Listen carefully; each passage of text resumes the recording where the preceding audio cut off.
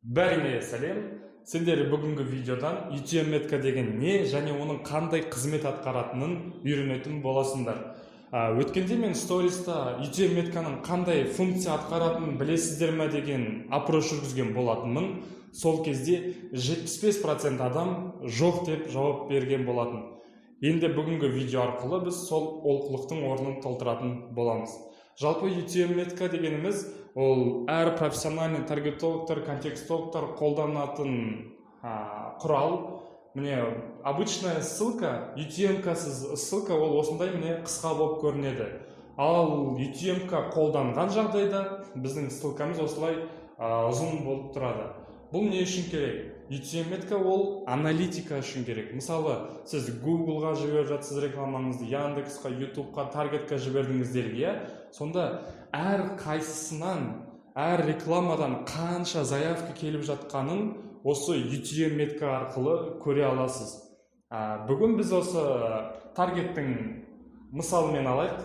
Мысалы қараңыз, сіз 3 объявление жібердіңіз делік. Енді әр қайсысына $10 жұмсадық деп алайық. $10.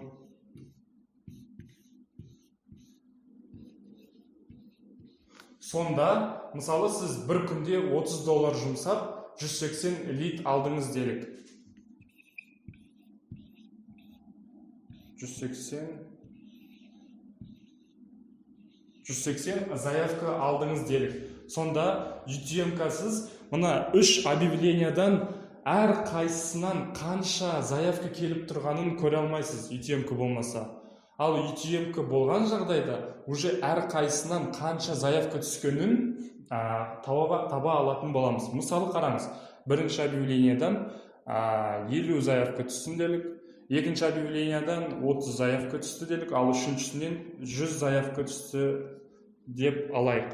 Сонда енді келесі жасайтын затымыз мына жұмсалған ақшаны келген заявкаға бөлетін боламыз. Сол арқылы біз міне әр заявканың құнын есептеп алатын боламыз. Бірінші жағдайда $10 бөлінген 50 заявка дейміз. 10 бөлінген 50 ол 0,20 цент болып тұр. Бір заявканың құны. Екіншісінде уже 33 цент. 10-ды 3-ке бөлесіз. 30-ға бөлген кезде. Енді 10-ды 100-ге бөлеміз. Яғни әр заявканың құны 10 центқа шығып тұр. Енді бұдан біз не көріп тұрмыз? Бұл жерде ең заявкасы арзанға шығып тұрған объявление ол 3-ші объявление. Ал ең қымбатқа шығып тұрғаны ол уже 2-ші объявление болып тұр. Яғни ол 3-шіден қарағанда 2-ші объявлениеде бір заявканың құны 3 есе қымбатқа шығып тұр. Осы UTM метканың анализі арқылы біз мына 2-ші объявлениені өшіріп тастасақ болады. Себебі бұнда өздеріңіз көріп тұрғандай заявка құны қымбатқа шығып тұр.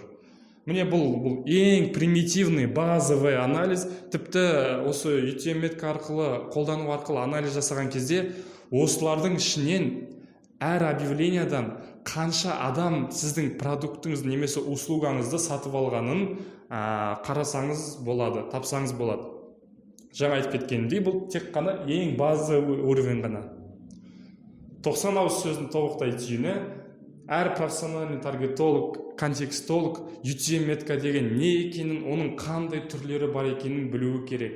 Себебі UTM меткамен біз аналитика жасай аламыз, ал аналитика жоқ жерде сіз ақшаңызды, бюджетіңізді сливать етесіз.